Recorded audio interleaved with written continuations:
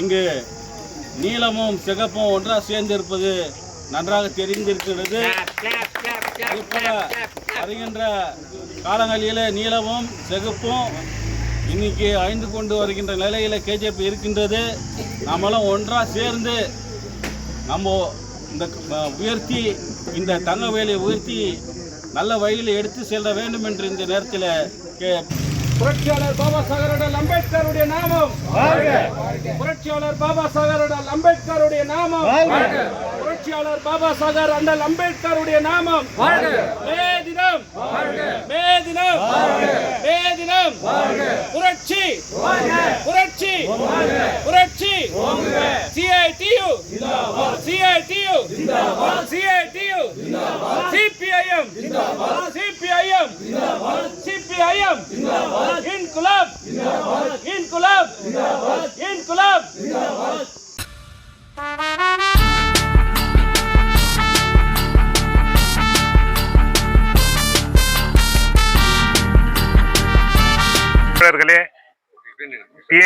HM block அனைத்து தாய்மார்களே, rising Ambedkar rising youth trust HM block அதனுடைய ஆர்கனைசர்ஸ் அன்பு தம்பிகள் எல்லோரும் இங்கே இருக்கிறாங்க. அதே மாதிரி இந்த பகுதியினுடைய மார்க்சிஸ்ட் கம்யூனிஸ்ட் கட்சியினுடைய கட்சி தோழர்கள், கிளை செயலாளர்கள், தாலுகா கமிட்டி உறுப்பினர்கள், உங்கள் அனைவருக்கும் இங்கே இருக்கிற எல்லோருக்கும் மே தின புரட்சிகர நல்வாழ்த்துக்களை சொல்லிக்கிறேன். இது 140வது மே தினம். இன்னைக்கு இன்னொரு முக்கியமான விஷயம் என்னன்னாக்கா, இன்னைக்கு புத்த பூர்ணிமா தினம், புத்தர் பிறந்த தினம். இன்னைக்கே மே தினமும் வந்திருக்குது. மே மாசத்துல புத்த பூர்ணிமா நிகழ்வு வருது வழக்கம். அது பௌர்ணமி தினத்துல அதே மாதிரி இன்னைக்கு வந்திருக்கக்கூடிய விஷயம். இன்னைக்கு 1886 இதனுடைய வரலாறு நம்ம போனாக்கா, தொழிலாளிகளுடைய மிகப்பெரிய போராட்டம் தொழில்மயம் ஆகுது. அதுக்கு முன்னால என்ன பெரும்பகுதி விவசாயம் தான். நாமெல்லாம் கூட KGF வர்றதுக்கு முன்னால நாமெல்லாம் விவசாய கூலி தொழிலாளிகள். தமிழகத்துல வட-ஆற்காடு மாவட்டத்துல தான் அதிகமா நாமெல்லாம் இருந்தது. நம்மளுடைய முன்னோர்கள் எல்லாம் வட-ஆற்காட்டு மாவட்டம் தான். அப்ப அங்க நாம எப்படி இருந்தோம்னாக்கா, கூலிக்கு வேலை செஞ்சிருந்தோம். கூலிக்குன்னா சம்பளம் கிடையாது, கூலி படிகள்னு தான் குடிப்பான். கேவுரு ஒரு படி, நெல் ஒரு படி, இது மாதிரி தான். கையில காசு குத்துறது கிடையாது. அது மட்டும் இல்ல, அங்க இருந்த ஜாதி கொடுமைகள் ஏராளம். ஒரே கிணத்துல நம்ம தண்ணி எடுக்க முடியாது. அவங்க போகக்கூட வழியில நம்ம நடந்து போக முடியாது. முட்டிக்கு கீழே வேஷ்டியை கட்ட முடியாது. பெண்கள் ரவிக்க போடக்கூடாது. இது மாதிரியான மிகப்பெரிய ஜாதி கொடுமைகள். ஊருக்கு வெளியே தான் நம்மளை வச்சான். அவனை ஊருன்னுவான், நம்மளை சேரினுவான். இது மாதிரியான கொடுமைகளுக்கு ஆளாக்கப்பட்ட நம்முடைய முன்னோர்கள் இங்க தொழிற்சங்கம், தொழிற்சாலை ஆரம்பிக்கப்பட்ட போது அங்கிருந்து உழைக்கிறதுக்கு இங்க கொண்டு வரப்பட்டாங்க. அப்போ உழைக்கிறதுக்கு இந்த பகுதியில் யாரும் தயார் கிடையாது. ஆனா தமிழகத்துல வட-ஆற்காடு மாவட்டத்துல தாழ்த்தப்பட்ட மக்கள், தமிழர்கள், அவங்க தான் இது மாதிரியான ரொம்ப கடுமையான வெயில் இப்ப நம்ம பாக்குறோம். ஒரு மாசமா இந்த வெயிலே நம்மளால தாங்க முடியல. ஆனா நம்மளுடைய முன்னோர்கள் 5000-10,000 அடிக்குள்ள போய் வேலை செஞ்சதை நம்ம பாக்குறோம். அப்ப அவங்க சொல்லுவாங்க, அவங்க போட்டுன்னு போகக்கூடிய துணியை அப்படியே மழை பெஞ்ச மாதிரி நனைஞ்சிடுமா. அந்த துணியெல்லாம் அங்கேயே பூஞ்சி போட்டு அதை காய வைக்குவாங்களாம். அந்த நேரத்துல திடீர்னு ஏர் பிளாஸ்ட் ஆகும், திடீர்னு மண் சரிவாகும். அந்த உடல்களை எடுக்க முடியாம அங்கேயே சீல் வச்சிடுவானுங்களாம். கட்டிடம் கட்டிட்டு அந்த புணங்கள் எல்லாம் 5-10 புணங்களை இருக்கிட்ட சொல்லிட்டாரு, ஒன்னும் பிரச்சனை. அந்த புணங்களை அங்கேயே சீல் வச்சிடுவாங்க, செவர் கட்டிட்டு அங்கேயே வச்சிடுவாங்க. சில புணங்களை எடுக்கும் போது அந்த மண்ணோட கல்லோட அந்த சாவு பொட்டியில எடுத்து போட்டுன்னு வெளியே எடுத்துன்னு பொட்டி ஆணி வச்சுட்டு முகாலாம் கிடையாது, அப்படியே பொட்டியை கொடுப்பாங்க. இது மாதிரியான கடுமையான உழைப்புல வளர்ந்தவங்க தான் நம்ம கோலார் தங்கவேலினுடைய தொழிலாளி. நம்மளுடைய அப்பா ஆகட்டும், அண்ணா ஆகட்டும், தாத்தாங்க ஆகட்டும், இந்த ஊருக்காக, இந்த நாட்டுக்காக கோடான தொழிலாளர்கள் நம்மளுடைய முன்னோர்கள் கை கால இருந்திருக்கிறாங்க, உயிர் தியாகம் பண்ணி இருக்கிறாங்க. இந்த நகரம் எல்லாம் வெறும் மண்ணு தான், கல்லு மேடு தான். நம்மளுடைய உழைப்பு தான் இந்த நகரத்தை உருவாக்குறது. கோலார் தங்கவேல் என்ற நகரம் கிடையாது தொழிலாளிகளுக்கு முன்னால. நாம உழைச்ச பிறகுதான் இந்த நகரம் உண்டாச்சு. இந்த நகரம் உண்டான பிறகு உங்களுக்கெல்லாம் தெரிஞ்சிருக்கும். இருந்தாலும் நான் ஒரு முறை சொல்றேன், பெங்களூருக்கு கரண்ட் வர்றதுக்கு முன்னால கோலார் தங்கவேலுக்கு கரண்ட் வந்துச்சு. சிவனசமுத்திரத்திலிருந்து நேரடியான லைன் கரண்ட். 1905 ரயில்வே டிராக் போட்டான் KGF. 1905 பேத்மங்கலா தண்ணீர் சுத்திகரிக்கப்பட்ட குடிநீர் கோலார் தங்கவேலுக்கு கொடுக்கப்பட்டது. இதெல்லாம் எப்படி வந்துச்சு?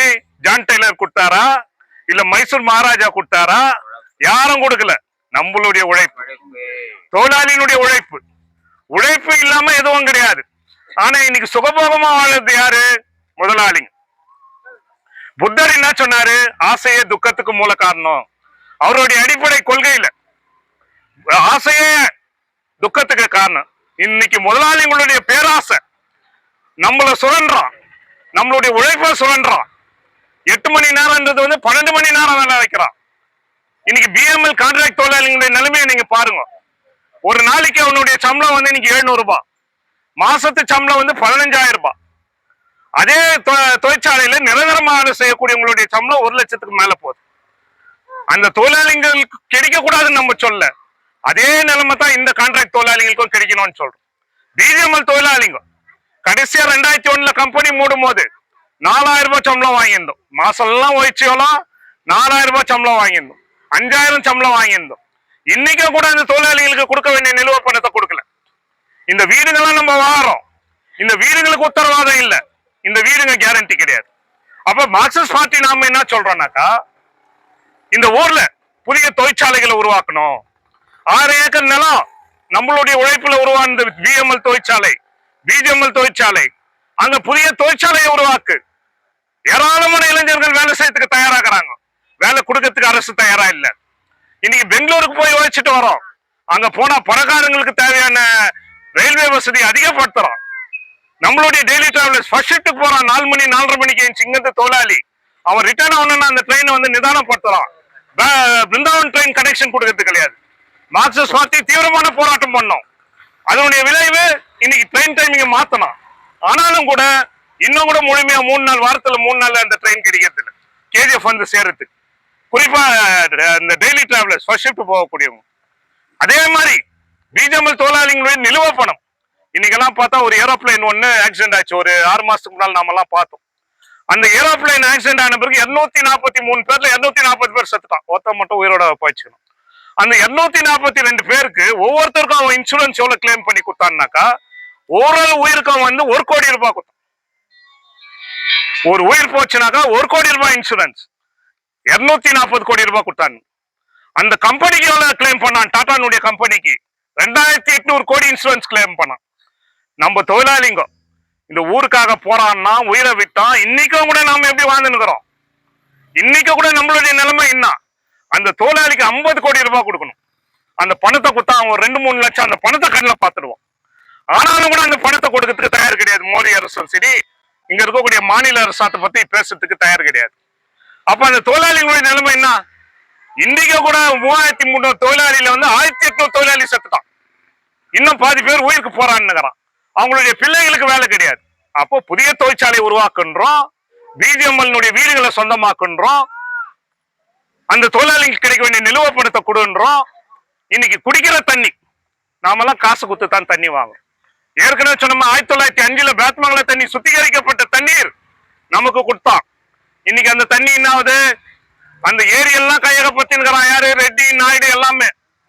அவங்களுக்கு துணையா போறது யாரு? இந்த ஊரினுடைய எம்எல்ஏ. அதை தூர்வாருனாக்கா தண்ணி அங்க தேங்கும்.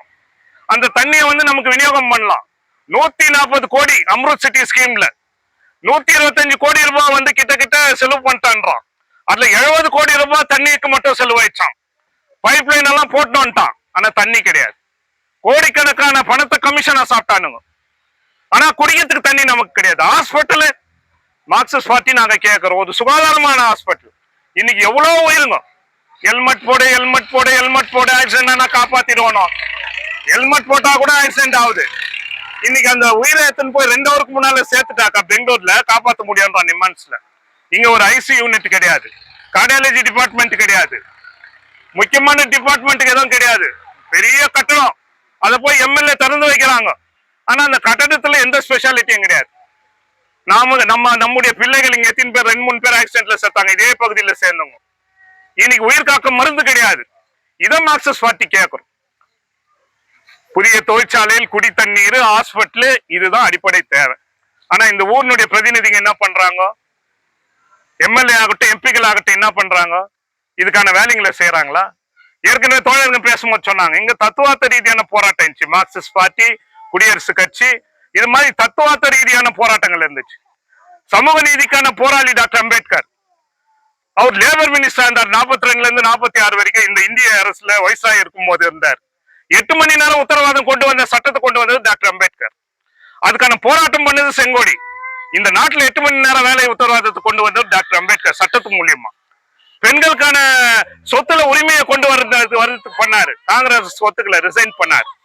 அப்போ இந்த ஊர்ல இருக்கக்கூடிய பிரச்சனைகள், தொழிலாளர்களுடைய பிரச்சனைகள், சமூக நீதி பிரச்சனைகள், அதுக்கான இயக்கங்களை இந்த ஊர்ல இருக்கக்கூடிய மக்கள் வலுப்படுத்தணும். அப்பதான் தொழிலாளர்களுடைய பிரச்சனை தீர்வு காண்றதுக்கான வழி வரும். இன்னைக்கு இருக்கக்கூடிய மோடி அரசு, அது காங்கிரஸ் அரசு கூட இருக்கட்டும், அதானிக்கும் அம்பானிக்கும் கோடிக்கணக்கான பணங்களை டாக்ஸ் மூலியமா பல சலுகைகள் மூலியமா அவங்கள வளர்க்குறாங்க. சாதாரண தொழிலாளி இன்னி வரைக்கும் 100 ரூபாய் 200க்காக போராடுறான். அவனுடைய உழைப்பை சுழன்றான். முதலாளி கோத்துன்னு போறான். இன்னைக்கு பெங்களூர்ல இருக்கக்கூடிய முகேஷ் அம்பானி அவருடைய வீடினுடைய வேல்யூ நீங்க பாத்தீங்கன்னா 40,000 கோடி ரூபாய். அவருடைய பொண்ணுக்கு கல்யாணம் பண்றாரு. அதுக்கு விருந்தாளிகளா போறாரு ரஜினிகாந்த், அமிதாப் பச்சன் எல்லாம். அவங்களுக்கு கொடுக்கக்கூடிய வாட்சினுடைய விலை 2 கோடி ரூபாய் பரிசு, அன்பளிப்பு. இங்க நம்மளுடைய கல்யாணம் நடத்தினாலும் நம்மளுடைய பிள்ளைகள், நம்மளுடைய அக்கா தங்கச்சி, நம்மளுடைய வாழ்க்கை நிலைமை எப்படி இருக்குது? அப்போ முதலாளிகளுக்கு ஆதரவான அரசு தான் பிஜேபி அரசு. தொழிலாளிகள் ஒன்று சேரக்கூடாதுன்னா அவன் என்ன பண்றான்? மத ரீதியா பிளவுபடுத்துறான். இந்து, கிறிஸ்தவ, முஸ்லிம் மத ரீதியா பிளவுபடுத்துறான். கோயில் கலவரத்தை உருவாக்குறான், மசூதி கலவரத்தை உருவாக்குறான். ஆனா மக்களுக்காக போராடக்கூடிய இயக்கங்களை சின்ன பின்னமாக்குறான். இப்போ தொழிலாளி வர்க்கத்தினுடைய ஒற்றுமை, மே தினத்தினுடைய சிறப்பு என்னன்னாக்கா, மற்றவங்களுக்கெல்லாம் பல பண்டிகைகள் இருக்கலாம். ஆனா மே தினத்துக்கு மட்டும் தான் ஜாதி மத எல்லாருக்கும் அப்பாற்பட்ட ஒரே திருநாள் மே நாள். தொழிலாளிகளுடைய ஒற்றுமை ஓங்குங்கன்னு சொல்றோம். உலக தொழிலாளிகளுடைய ஒற்றுமை ஓங்குங்கன்றோம். அப்ப அந்த தொழிலாளி வர்க்கத்தினுடைய ஒற்றுமையை நம்ம பேணி காக்கணும். கோலார் தங்க வயலையும் அந்த ஒற்றுமை வரணும். மார்க்சிஸ்ட் பார்ட்டி எடுக்கக்கூடிய அந்த கோரிக்கைகள் அடிப்படையிலான போராட்ட வலு பெறணும். மற்ற அரசியல் கட்சிங்க நம்ம கூட தத்துவார்த்த ரீதியா இணையக்கூடிய மற்ற அரசியல் கட்சிங்க, மற்ற தொழிலாளி வர்க்கம், இது எல்லாத்தையும் இணைத்து இந்த ஊருக்கான மாற்றத்தை நம்மளால தான் கொடுக்க முடியும். அதுக்கான வேலையை இந்த மே தினத்துல இருந்து நம்ம ஆரம்பிக்கலாம். இந்த புத்த பூர்ணிமா தினத்துல இருந்து ஆரம்பிக்கலாம். டாக்டர் அம்பேத்கருடைய பெயர் பலகைக்கு, உருவ சிலைக்கு, உருவப்படத்துக்கு முன்னால நின்று இந்த மே தினத்துல அதுக்கான வேலைகளை நம்ம வரக்கூடிய நாட்கள்ல செய்யணும்னு சொல்லிக்கொண்டு மறுபடியும் எல்லோருக்கும் புத்த பூர்ணிமா தின வாழ்த்துகள், மே தின வாழ்த்துக்களை கூறிக்கொண்டு வாய்ப்புக்கு நன்றி கூறி முடிக்கிறேன். நன்றி, வணக்கம்.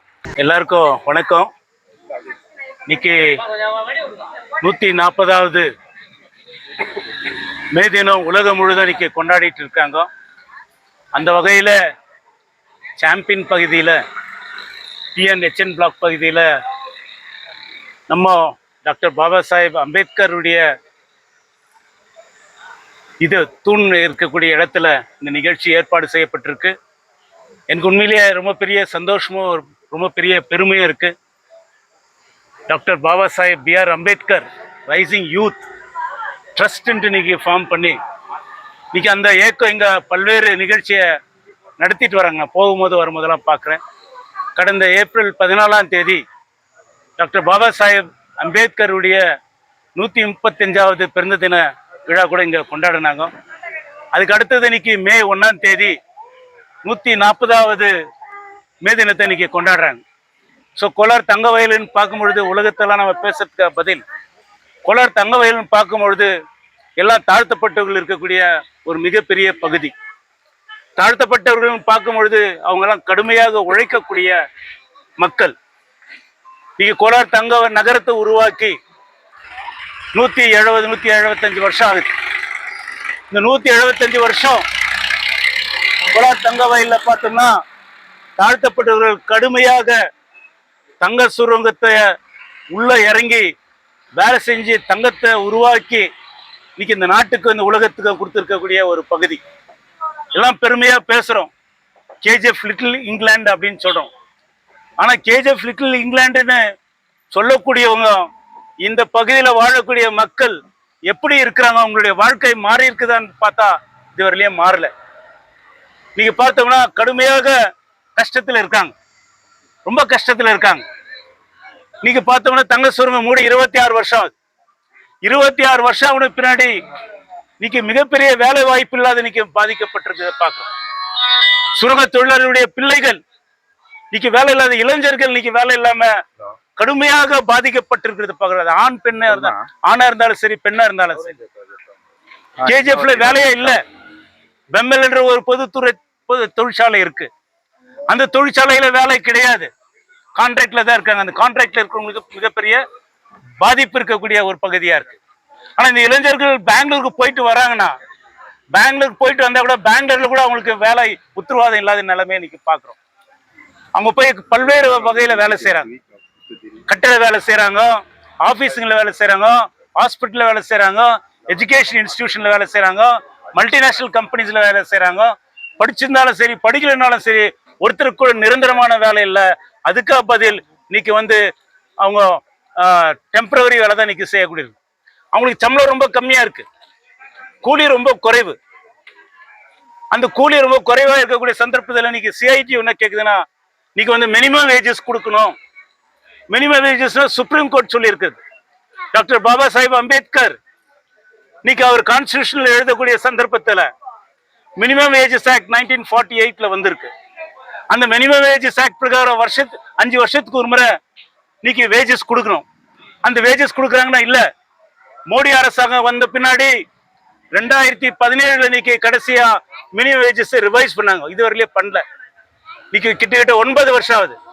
அப்ப இந்த 9 வருஷத்துல விலைவாசி உயர்வு எப்படி வந்திருக்கு, அவனுடைய குடும்பம் எப்படி இருக்கு, அவங்க பிள்ளைங்களுக்கு படிப்பு, அந்த மாதிரி அவங்களுக்கு வேலை இல்லாத பெரிய கஷ்டத்துல வந்திருக்கக்கூடிய நிலைமை. ஆகவே இன்னைக்கு இந்த ஊர்ல மிகப்பெரிய கோரிக்கை என்னன்னா, உடனடியாக இன்னைக்கு ஃபேக்டரி ஓபன் பண்ணோம். பெம்பல்ல இன்னைக்கு லேண்ட் எடுத்திருக்காங்க, 900 1000 ஏக்கர் நிலத்தை எடுத்திருக்காங்க. பிஜிஎம் நிலத்தை எடுக்கிறேன்னு சொல்லியிருக்காங்க. ஸோ உடனடியாக ஃபேக்டரி எடுத்துன்னு வரணும். இந்த ஊர் எம்எல்ஏ எம்பி இந்த அரசாங்கத்தை கேட்கறது இந்த சந்தர்ப்பத்தில்னு கேட்டா, வேலை வாய்ப்பை உடனடியாக ஏற்படுத்தணும். இன்னைக்கு அவல நிலையில இருக்கக்கூடிய அந்த இளைஞர்களுக்கு வேலை வாய்ப்பை ஏற்படுத்துவது மிகப்பெரிய அவசியம் அப்படின்றது இந்த சந்தர்ப்பத்தில் சொல்லி நான் எல்லாருக்கும் என்னுடைய வாழ்த்துக்களை தெரிவித்துக் கொண்டு முடித்துக் கொள்கின்றேன். நன்றி, வணக்கம். நாளிலே அனைவருக்கும் மேதின வாழ்த்துக்களை கூறி இங்கு வருகை தந்துள்ள சிஐடி சங்கத்தின் சார்ந்த காம்ரேட்ஸ் அனைவருக்கும், சிபிஎம் சார்ந்த காம்ரேட் அன்பர்களுக்கும் பிஎன்ஹெச்எம் பிளாக் ரைசிங் குட் சார்பாக நன்றியினை தெரிவித்துக் கொள்கிறோம். அதே போன்று இப்போது நம்ம கவுன்சிலர் சொன்னார், நம்ம ப்ளூவும் ரெட்டும் ஒன்றா சேர்ந்து போராட்டம் பண்ணோம் அப்படின்னு. அதே போல் எந்த போராட்டத்துக்கும் நல்லது நடக்கணும், கேஜிஎஃப் நல்லா இருக்கணும்னு சொல்லிட்டுன்னு யார் நினைக்கிறோமோ, இந்த ரைசிங் குட் சார்பாக அனைத்து போராட்டத்திற்கும் உறுதுணையாக இந்த rising good BNHM black rising good உறுதுணையாக இருக்கும் என்று கூறி உங்கள் அனைவருக்கும் இந்த மேதின நல்வாழ்த்தை தெரிவித்துக் கொண்டு இங்கே வருகை தந்துள்ள அனைவருக்கும் எங்களது ரைசிங் குட் சார்பாக நன்றி கலந்த வணக்கத்தை தெரிவித்துக் கொண்டு இதோடு முடிக்கிறேன். நன்றி, வணக்கம்.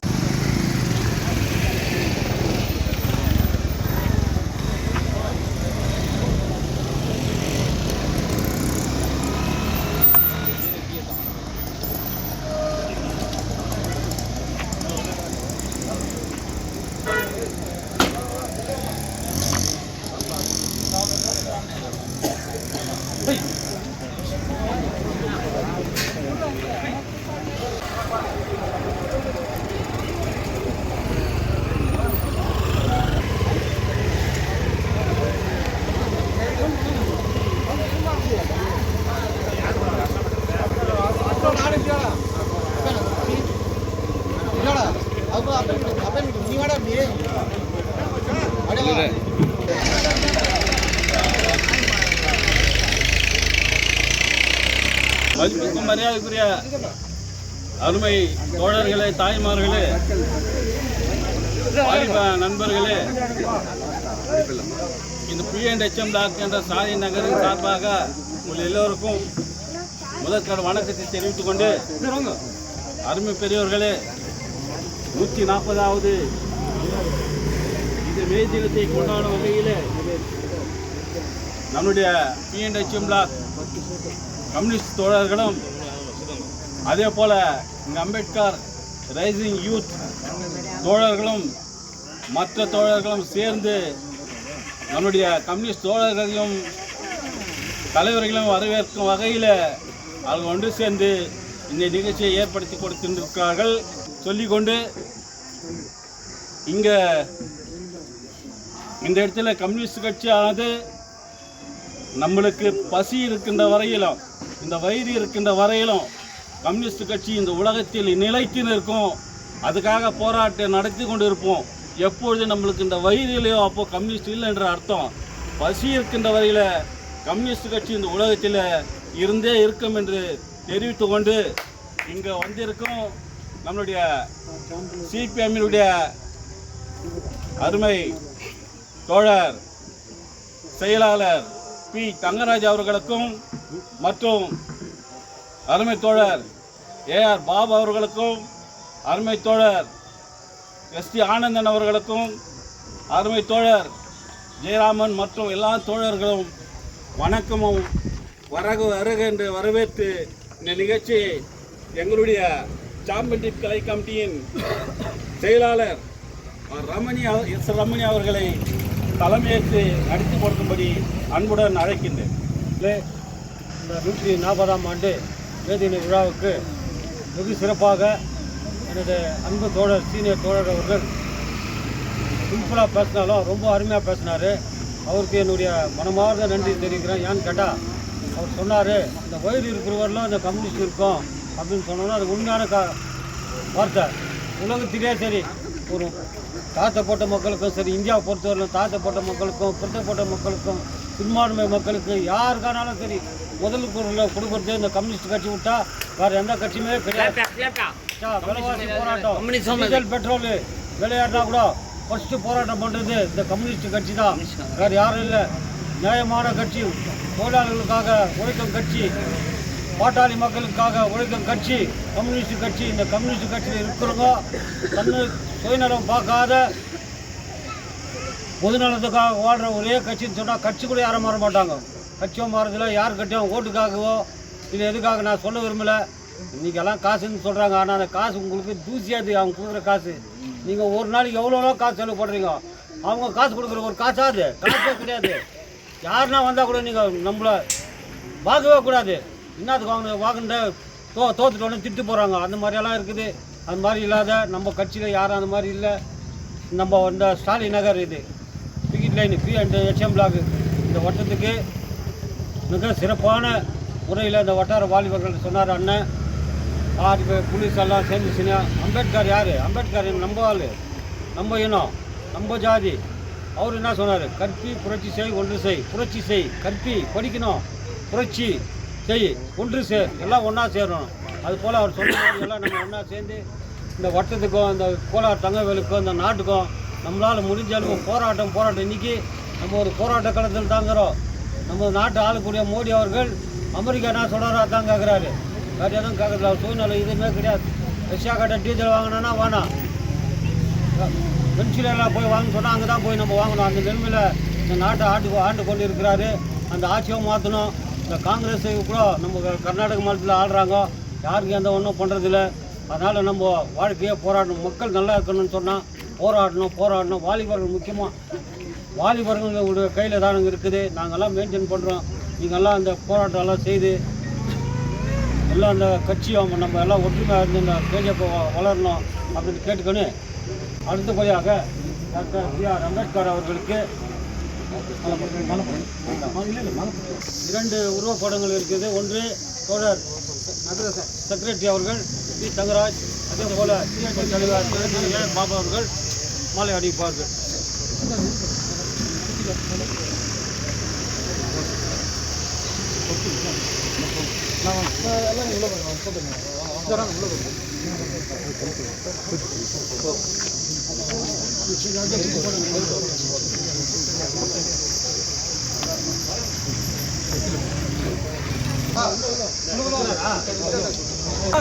அம்பேத்கருடைய நாமம், புரட்சியாளர் பாபா சாகர் அம்பேத்கருடைய நாமம், புரட்சியாளர் பாபா சாகர் அம்பேத்கருடைய நாமம். மேதினம் மேதினம் மேதினம் புரட்சி புரட்சி புரட்சி CITU CITU CITU CPIM CPIM CPIM இன்குலாப் இன்குலாப்